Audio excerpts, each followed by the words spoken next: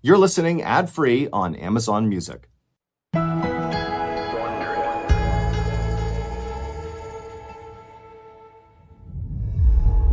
Inside a Washington State hospital in 2003, a young woman was about to give birth, and she was extremely nervous.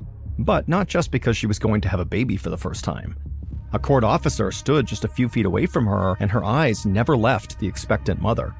And as soon as the baby was born and its umbilical cord was cut, that officer quickly took a vial of the mother and child's blood and then immediately raced out of the room. What that vial contained could save this mother's family, or it could send her to prison.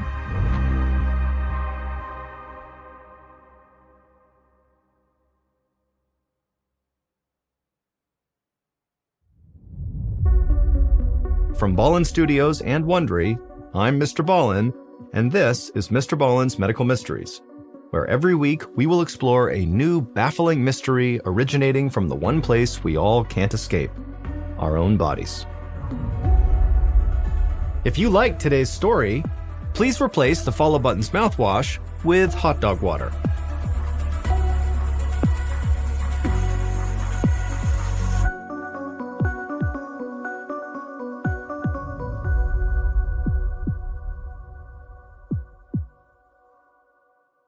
Today's episode is called Chimera. On a cold gray morning in December of 2002, 26-year-old Lydia Fairchild stepped out of her modest apartment in Richland, Washington.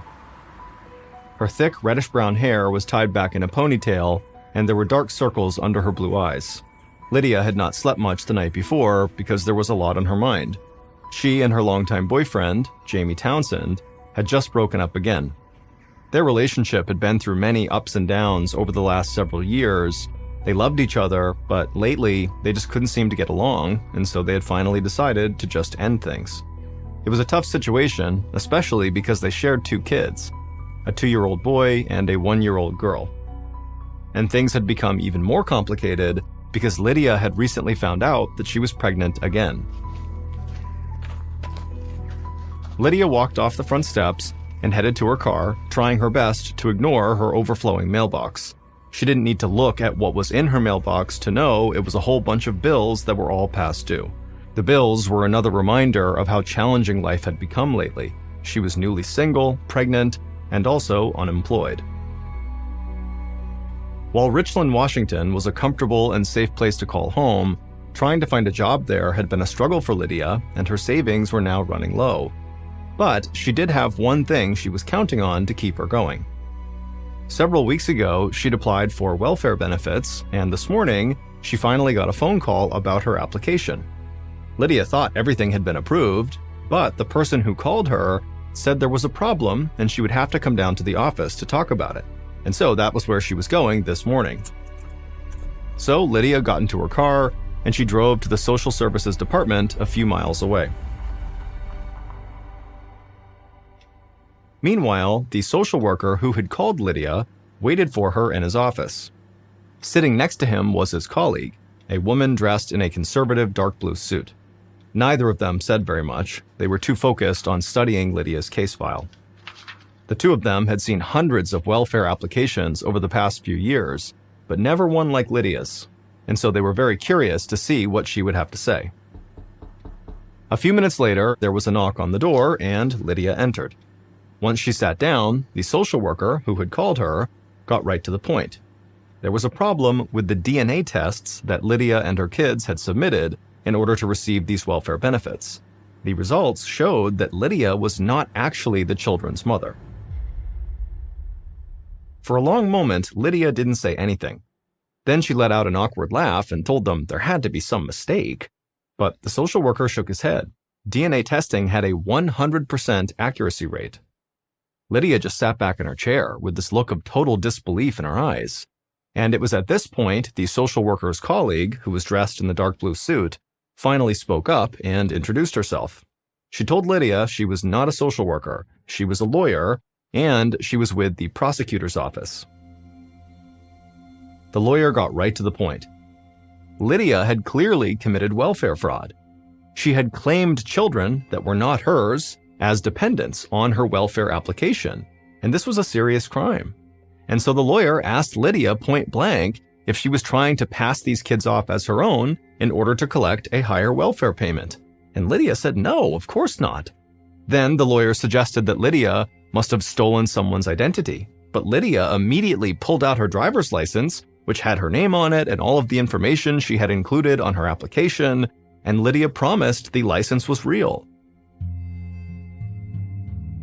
Lydia insisted that her kids were her natural-born children. She claimed she even had proof since she had their birth certificates and the baby's footprints from the hospital. The lawyer flashed a worried look over at the social worker. Technically, they both knew it was possible that Lydia could have given birth to these kids without actually sharing their DNA, but that could only happen if she was a surrogate mother. And the social worker realized that if that was the case, that could open up a whole other set of very dark possibilities. Lydia could have been paid to be a surrogate, and then when she actually delivered the kids, she could have kidnapped them from their real mother. If that was the case, this situation could go beyond welfare fraud. The real mother could be out there somewhere desperately looking for her kids. Or even worse, perhaps the mother was harmed. The social worker cleared his mind and tried to stay objective. Lydia's horrified reaction to all of their questions made it hard to believe that she was some hardened criminal.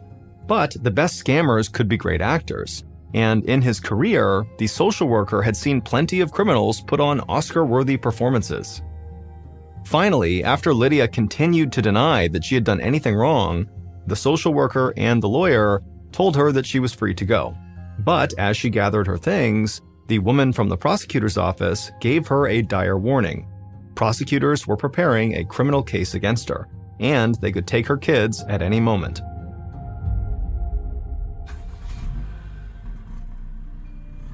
Lydia's hands were shaking as she drove home from the interview. She didn't know what to think. All she knew was that she had to get home and figure out what to do next. Lydia rushed through the front door of her apartment and called her mother, Carol. Carol tried her best to calm Lydia down, reminding her that the stress would not be good for her current pregnancy. Lydia promised she would try to relax, and admittedly, it did make her feel better just to talk to her mom. After they hung up, Lydia took a deep, calming breath and then started looking for evidence that could help prove her side of the story. She dug up the children's medical records and birth certificates. She grabbed photos of her with the babies. Then she set it all aside to present to the prosecutor. She was sure it would convince the authorities that she really was the real mother.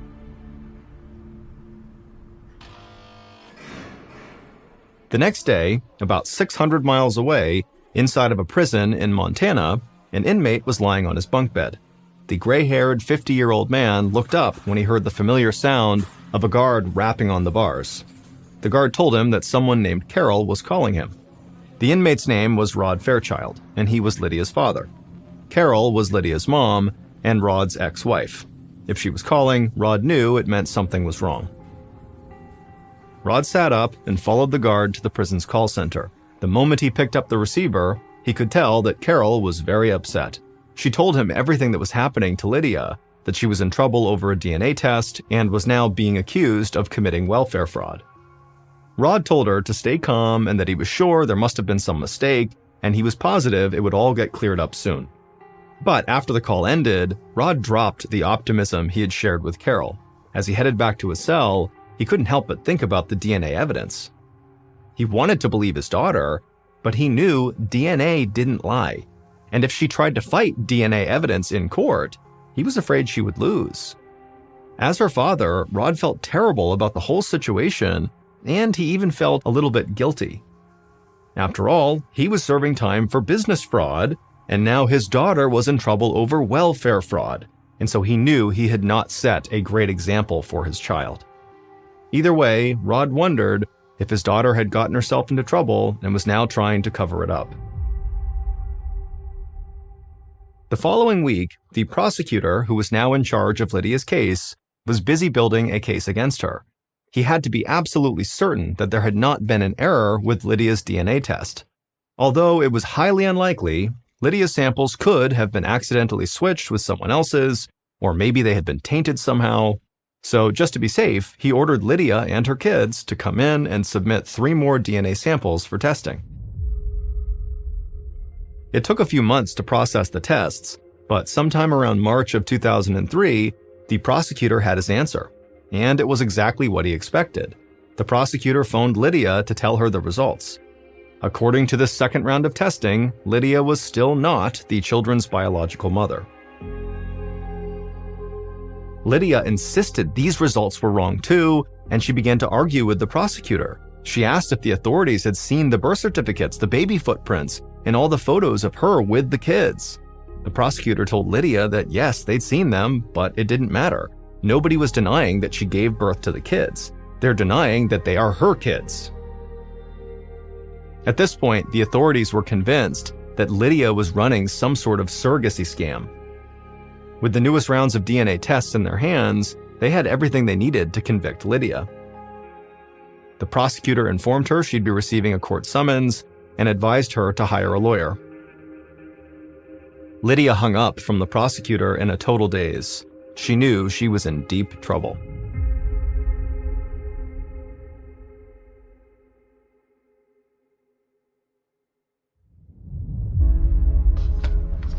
Lydia didn't have any time to waste, so she pulled out a phone book and started going through the yellow pages looking for family law attorneys.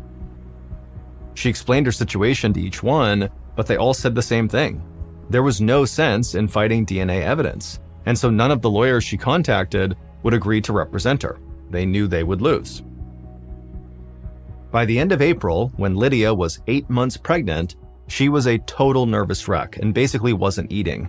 She had to borrow money since she never got her welfare benefits, and she couldn't get a job because of all the legal trouble she was in. Her first hearing was in a few weeks, on May 16, 2003, and somehow she'd have to argue her case in front of a judge without a lawyer.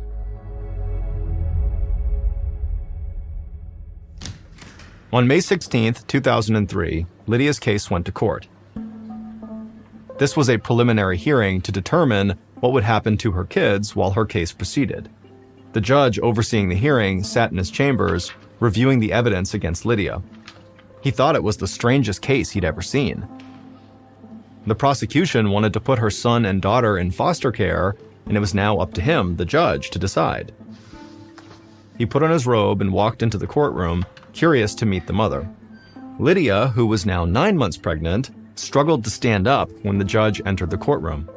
When the judge sat down, he took a closer look at Lydia. She looked ready to give birth at any moment. The judge asked Lydia when she was due, and she told him she was scheduled to be induced into labor in just 3 days. The judge thought about this. Taking the kids away from her at this point, even if they were not technically her kids, seemed unnecessarily cruel. And so he told Lydia that he was prepared to let her keep custody of the kids for the moment, but he had conditions. He needed her and the newborn baby to submit a fresh round of DNA samples. A court officer would literally be present for the birth of this third kid, and the second that baby was born, they would take its DNA to be tested. The following Monday, May 19, 2003, Lydia checked into the hospital. She was induced into labor, and sure enough, the court officer who was in the room witnessed her give birth to a baby boy, who Lydia named Jamie II after her former boyfriend and the father of the baby. As nurses huddled around the newborn, the court officer tapped a lab technician on the shoulder. Before Lydia could hold little Jamie for the first time, the tech drew a vial of blood from the baby. He handed the vial to the court officer, who promptly turned and headed for the door. Before the officer left the room, she looked back for a moment. As Lydia now cuddled with her newborn son for the first time, it was hard for the court officer to believe that this woman was anything but a genuine loving mother. The officer looked down at the vial in her hand. It would prove whether Lydia was this baby's biological mother, or if she was really the scheming liar that prosecutors claimed she was. 2 weeks later, the results from Lydia and her new baby's blood tests came back. It showed that, once again, she and her child did not share any DNA, so she could not be the baby's biological mother. Prosecutors were more sure than ever that Lydia was in fact running some kind of surrogacy scam, Now Lydia was in even bigger trouble than before. And without a lawyer, she ran an even bigger risk of losing her case.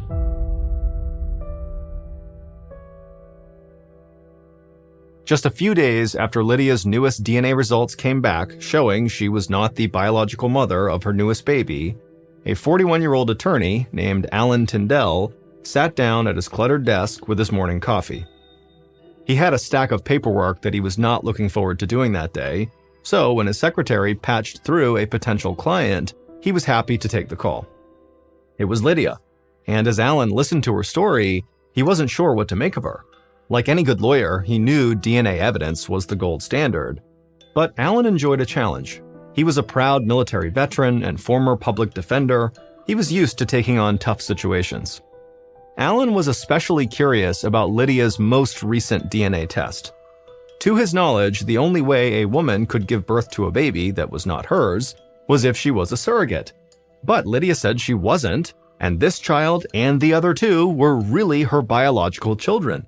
Alan had never heard of someone successfully overturning DNA evidence, but he believed everyone had a right to legal representation, and somehow he believed that Lydia had to be telling the truth.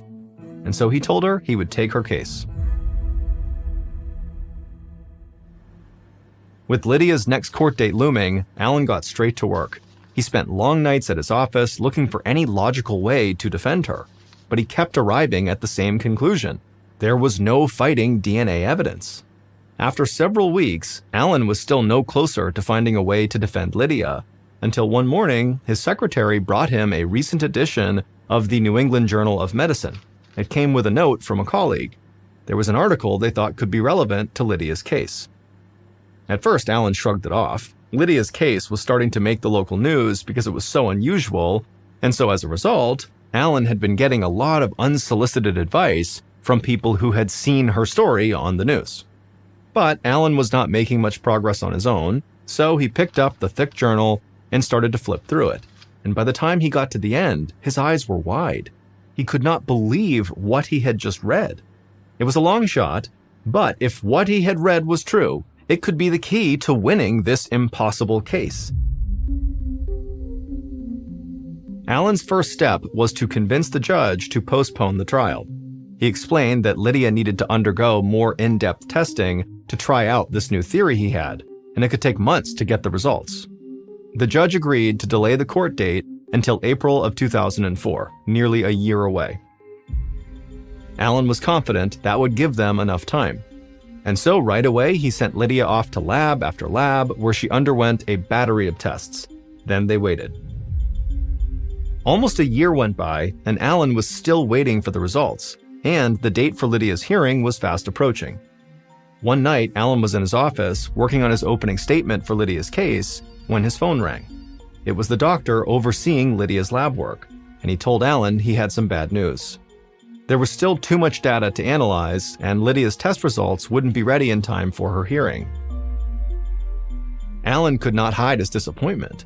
This was a huge setback, but he knew the judge wouldn't delay the trial any longer. And so, in April of 2004, Alan and Lydia walked into the courthouse where her trial would finally take place. Once they were seated, Alan leaned over to reassure her. Then he stood up and faced the judge.